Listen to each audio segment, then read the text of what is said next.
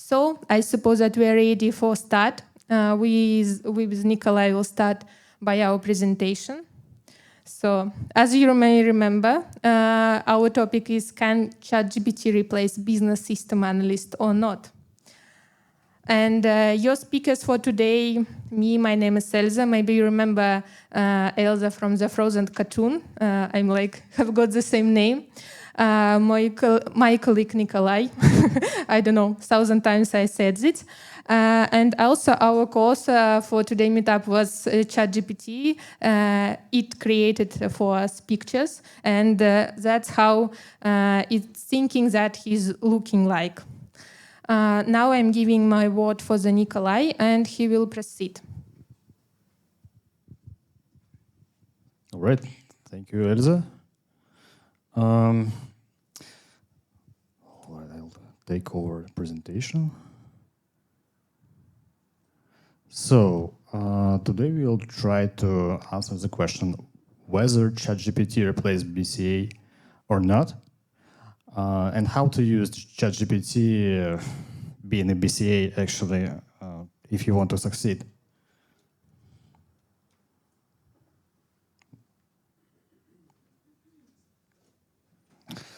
So the fear of being displaced by machines has been with us for decades. So even if you take early 19th century, we will find evidence that workers feared of any kind of machines, and they broke into factories and smashed looms that they feared would displace them. If we take more recent examples, in the beginning of 1990s, with the spread of personal computers, people feared that these personal computers replace them on their workplaces. So, but in reality, it happened every now and then. So, if you follow the news on the internet about technological changes or new innovations, you might guess that maybe a new industrial revolution just knocking our doors.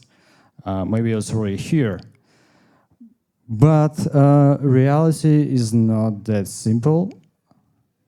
Okay, still moving in the wrong direction.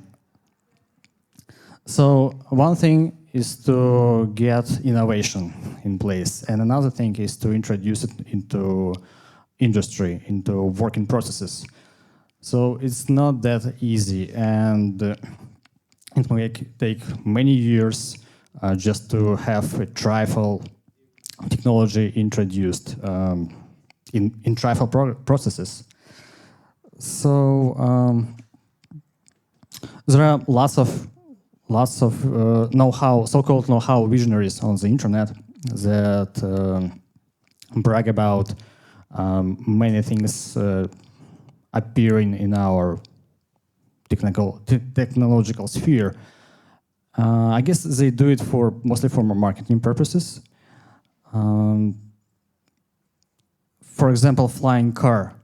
The flying car, the concept of it, has been with us for 7 decades already. If you collect all the data, news, or articles about how it's supposed to work and what can be done about it, you could make a whole library. But even in the fiction, like James Bond or Batman, they still don't have it.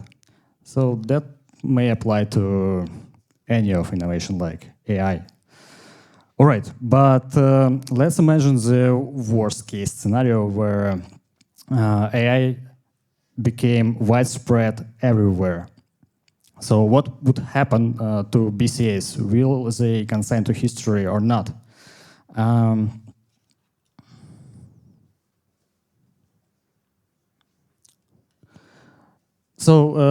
That question bothered many people, and there is a number of studies about that. The first one, called routine-based technological change hypothesis. It says, based on statistical data, that actually, the conclusion is quite straightforward. So the routine jobs are the foremost for being displaced by machines or by algorithms. So it relates to either mental work or physical work. So physical work, routine physical work can be displaced by robots, and mental work, respectively, by AI or any software.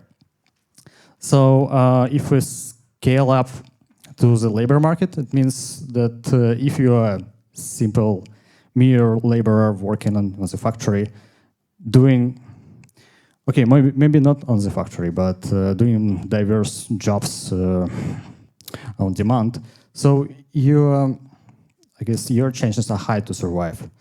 And on the opposite side, if you are really skilled, professional, like BCA,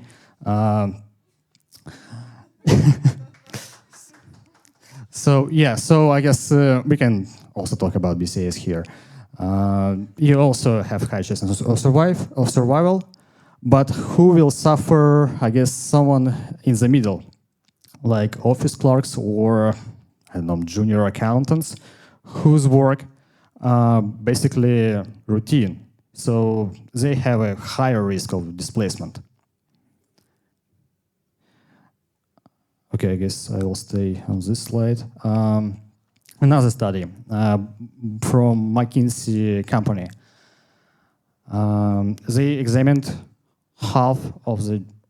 they examined the labor market in the US and said that half of these jobs, like ever existing in the US market, could be automated,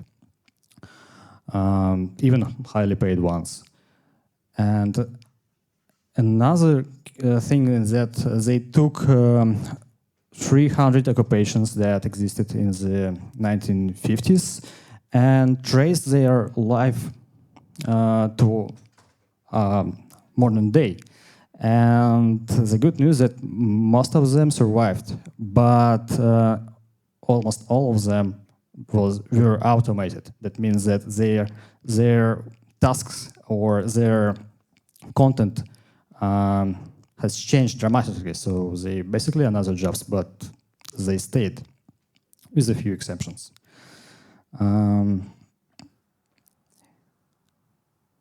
So another factor that contributes to the question whether we survive as human BCAs or not is that the popularity or existence of IT sector in global economy. In the second half of 20th century, the growth, economical growth was like supported by computerization, and many algorithms introduced in working processes. It halted for a moment, like maybe since the middle of 2000s, it focused more on entertainment, but then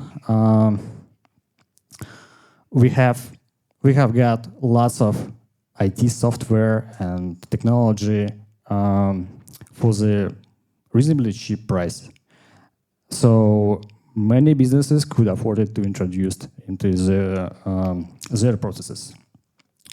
It means that the IT actually will grow, and will grow for many years. So actually the invention of AI will boost this growth, and companies will require people who will ensure it and support. So to apply AI use in the sphere. So AI still needs someone to help it do its job. So if we talk about BCA's work, so as we already understood that all your routine tasks will go away eventually.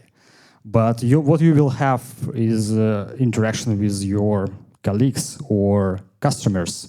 That's important to have a person in place, because disregarding the brightness or modernity of new language interfaces, it's still required to have a person on the other side when dealing with customers. Another thing is human creativity is the thing that you can make up fundamentally new ideas that are not based on statistical data, but rather on intuition. Okay, finally moving to the next slide. We ran experiment with ChatGPT, and we fed our testing task that we grant to new BSAs that applied for positions in Exness. And the results, so the ChatGPT, we asked ChatGPT to make this task. And the results are quite controversial. On the one hand, it covers all the potential problems of the business area quite easily. For example, if you like runner of an enterprise after repair shop that want to introduce new process like dealing with insurance claims. At first, it's quite hard to guess what problems you might face when you deal with introduction of new software or changing your business process. But ChatGPT can answer this question quite easily. But on the other hand, if you fit into it some technical tasks like making use case diagram or sequence diagram, data model, etc., the result will be quite generic. So it feels like it tries to make the result applied to many other tasks that people ask it to do. But in reality, you can use it as a template. I cannot say that ChatGPT is worthless in solving technical tasks, but still it requires supervision and guidance. You can use it as a template just to populate with your own data, own parameters, etc. So, and I guess the final conclusion about the work of ChatGPT is that you have to add as much context as you can in order to make the results meaningful. But if you know this context, and if you know what you want to have in the result, the question is whether you need ChatGPT at all. That's it. Thank you, guys. Okay, I will proceed. Thank you, Nikolay. My part, I want to start with one simple question. Who of you using ChatGPT in your daily work? Please raise your hands. A lot of people. Could you please share what do you do? You could just scream from your chair. Yes, please. Okay. Memes is really important. Yeah, I could agree. Pardon? SQL. Okay. Something more? No? Okay. Okay. Here you could see like a phrase, yeah, that artificial intelligence, as we have understood, will not replace the humans, but let's not try to relax. Humans with artificial intelligence could, just because somebody could be so effective, yes, who could, I don't know, automate all his or her routine job. Let's try to dive into the details. And let's see on the example, and that's the picture also that ChatGPT has created for us. And let's try to understand how we could be the same happy, yes, and be the friends with the ChatGPT. Let's start from the automation of the routine work. I know that for each of us, routine work could be absolutely different. Some of you doesn't like one type of work, me another. For me, it's like we have to creating the documentation for our support. And here is the example when I just sent to ChatGPT the picture how my form for my clients is look like, and he just sent me this documentation that I could make. Of course, I could not send it this for the support and say that, okay, guys, I'm done. Please use it. But at least I've got something.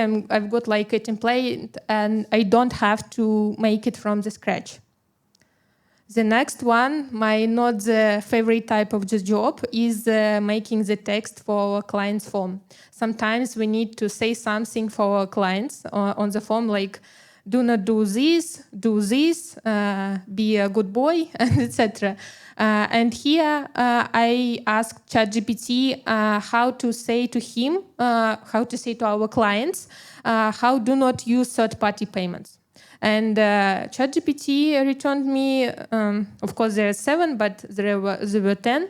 And as you could see, they are quite good, simple, and could be used really. The next one, it is making a plan and a structure. For example, let's imagine that you have come to the new company, you are a business system analyst, and you have got absolutely new domain and you don't know from what to start. Your colleagues is discussing some things, they are discussing some words, you do not understand absolutely what they're talking about. Then you could ask the ChatGPT, please make me a plan how to dive into the new domain.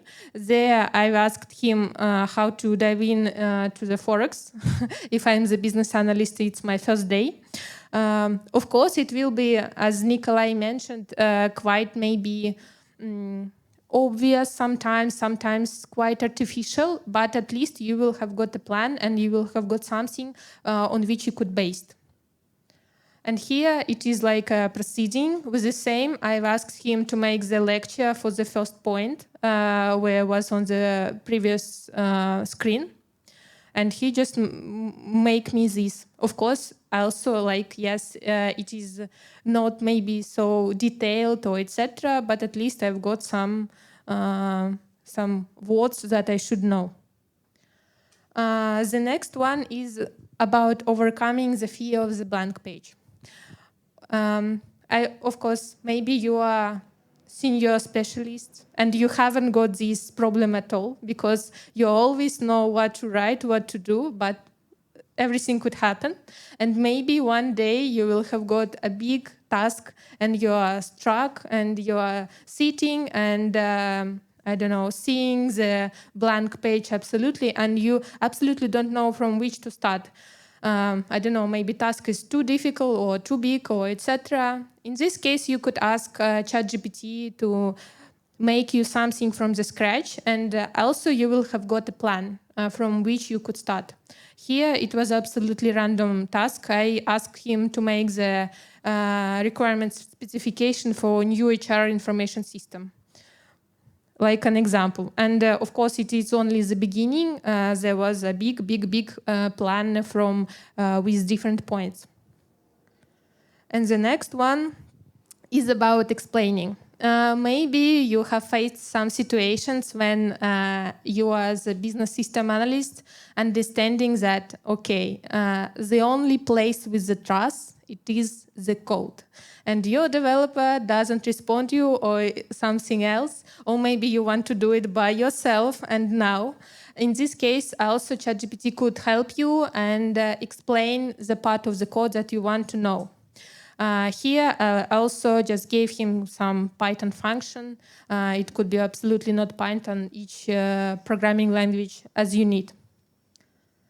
The next one is about reviewing and finding the mistakes. Also, you could say that the SQL function is really simple here, but at least maybe it could help you the review and find the mistake in your code if you need this. Let's sum up everything that Nikolay has said today. Okay, if we have understood that ChatGPT will not replace us, but what we should do and where we should focus to be not replaced by the human who are using the artificial intelligence, where we should develop ourselves. The first one is quite obvious, I suppose. It's improving emotional intelligence. Let's do not forget that all of us are human beings and we work in the teams with real humans, with the people, and it's really important to understand and improve your emotional intelligence.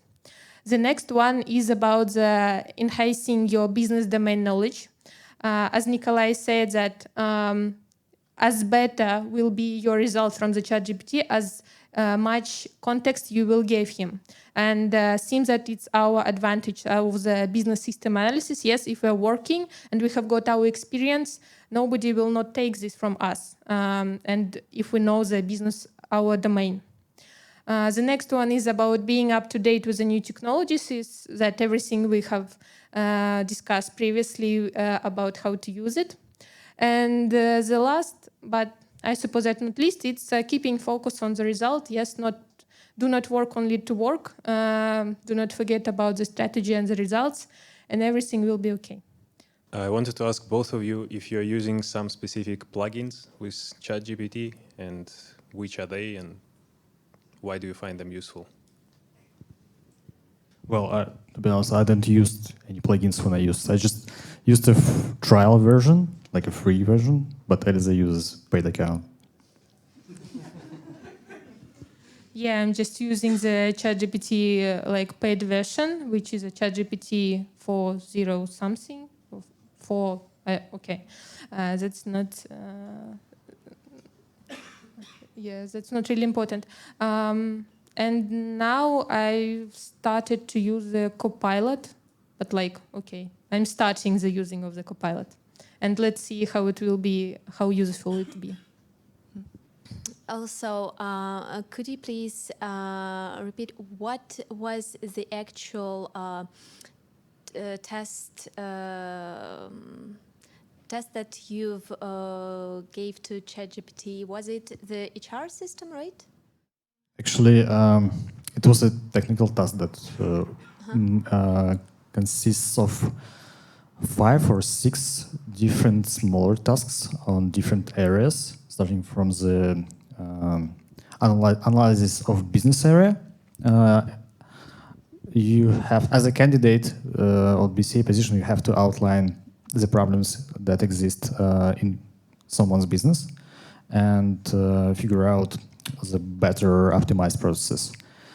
Other tasks are more system, like creating a data model, then making a sequence diagram. In some cases, we have that you need to fix issues in the sequence diagram. And also, what else? API interfaces. So have I understood correctly that it made the best results with the introductory part where you should analyze the context? Yes, exactly. It worked worse with sequence diagrams because it wasn't useful? Right, because the result was quite superficial or generic. So I would guess if I would be a guy who needed to really apply these results in my work, I would add like maybe 2/3 of what it has done actually. Okay, thank you. How to use the ChatGPT for sensitive data? For example, I have NDA at my work, and I'm afraid that it could be not safe for the data and for the company. Yes, you're absolutely correct. We have got the same policy in Exness that we couldn't share the client's data to the ChatGPT. But all the examples that I show you, there was without it, and maybe you just could find a balance, yes, and could find the tasks that could be automated without the sharing this data. So paid account can let you upload your own data to ChatGPT to use. So I don't know how it works exactly in terms of personal use of personal data. Probably you have to just keep in mind that you don't need to upload anything from your clients.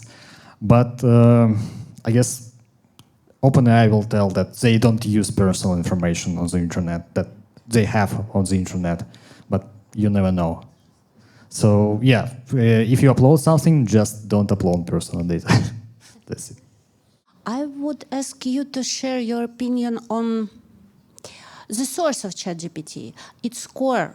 So the main question for me is not only how to use it, but what data it used to learn upon.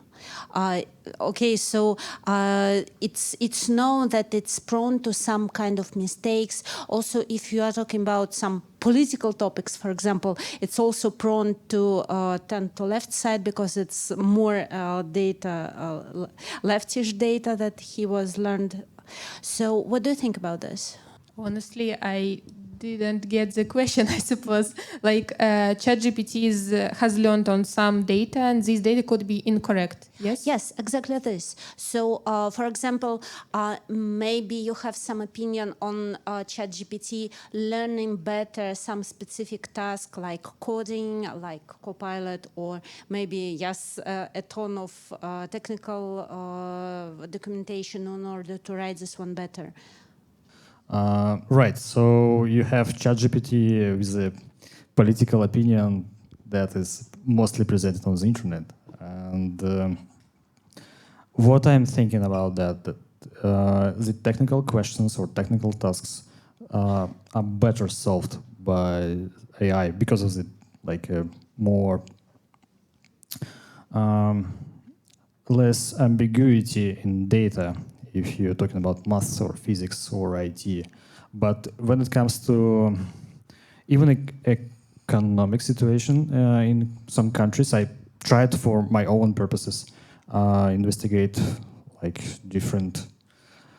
the indicators of different provinces in Canada, and I got quite controversial results. So I felt like it answered the questions in the way I wanted.